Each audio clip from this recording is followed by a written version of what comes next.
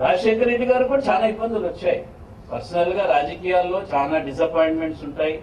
చాలా వరకు 90 నేను నా పర్సనల్ చెప్తాను, 90లో 91లో పివి గారు ముఖ్యమంత్రి అయ్యారు.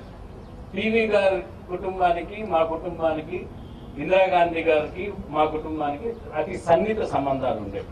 మా తండ్రి గారు ఎన్నోసార్లు మేడం 5 సార్లు మా ఊరికి వచ్చింది, నా ఇంటికే 3 సార్లు వచ్చింది ఇందిరాగాంధీ గారు. అటువంటి సమయంలో పివి గారు అత్యంత సన్నిహితులు ఉండగా కూడా నాకు ప్రధానమంత్రి అయిన తర్వాత బెస్ట్ ఆఫ్ లక్ అన్నారు. ఎందుకు సార్ అన్నా, మీ మంత్రి పదవి కోసము స్వేరింగ్ ఇన్ కోసం అన్నాడు. నేను 20 ఏళ్ళ వరకు మంత్రి కాదు.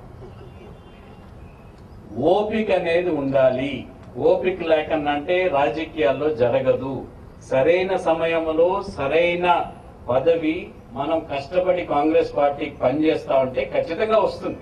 నేను కూడా ఊహించిన, నా కళలో కూడా ఊహించలే నేను ముఖ్యమంత్రి అవుతాను.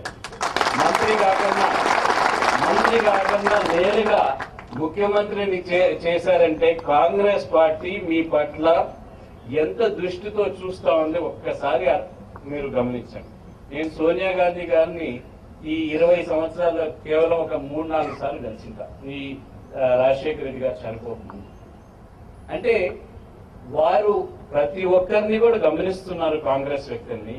మనం సమయము సందర్భము కోసం కాసుకొని ఉండాలి. దయచేసి ఇది మనసులో పెట్టుకోవాలి.